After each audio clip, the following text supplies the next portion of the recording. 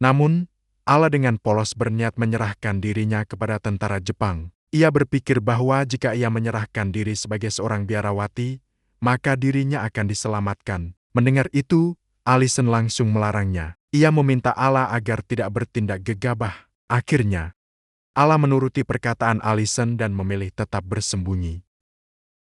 Tak lama kemudian, malam pun tiba. Mereka terlihat makan ikan hasil tombakan Allison di tepi laut secara sembunyi-sembunyi dan terpaksa memakannya dalam keadaan mentah. Allah mencoba memakan ikan mentah itu, namun ia tidak sanggup dan akhirnya meminta maaf kepada Allison. Melihat kondisi Allah, Allison merasa tidak tega. Ia pun memutuskan untuk mencuri makanan dari kamp tentara Jepang. Sebelum pergi, Allison menutupi wajahnya dengan lumpur sebagai penyamaran, dengan penjagaan yang sangat ketat. Allison menyusup dengan hati-hati hingga berhasil masuk ke gudang makanan tanpa diketahui para penjaga. Ia mengambil makanan sebanyak yang ia mampu, karena waktunya sangat terbatas. Saat hendak pergi, tiba-tiba seseorang masuk ke gudang tersebut.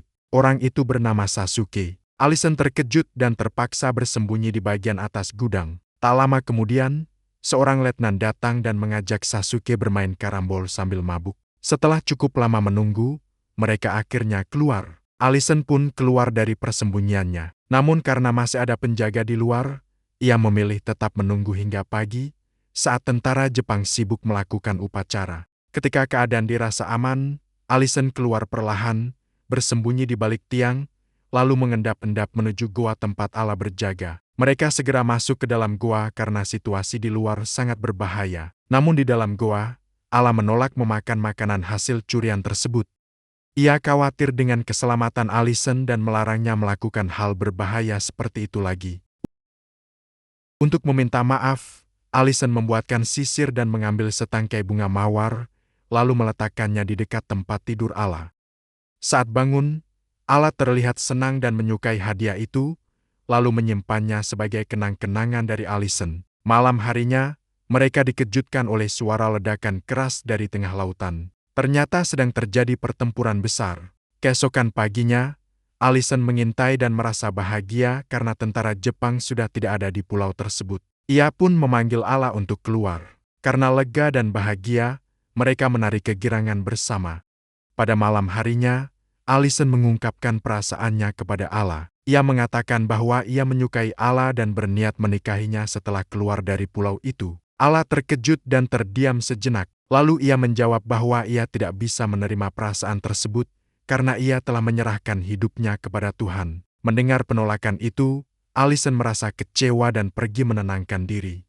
Keesokan harinya, Allah meminta maaf, dan Allison meminta Allah melupakan ucapannya dengan alasan bahwa ia hanya bercanda.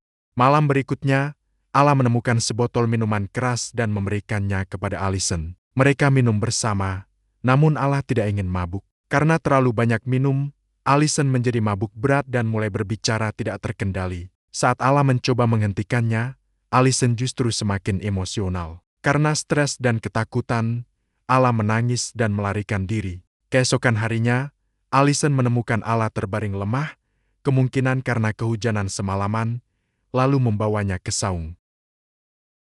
Namun, tentara Jepang kembali datang ke pulau tersebut. Karena kondisi Allah semakin parah, Allison memberanikan diri mencuri selimut dari kamp Jepang. Ia berhasil masuk ke sebuah tenda, namun tiba-tiba seorang tentara Jepang masuk dan berteriak. Beruntung, teriakan itu tidak terdengar. Allison terpaksa berduel dan membunuh tentara tersebut, lalu membuang jasadnya ke laut. Sesampainya di goa, Allison langsung menyelimuti Allah. Beberapa hari kemudian, kondisi Allah pun mulai membaik.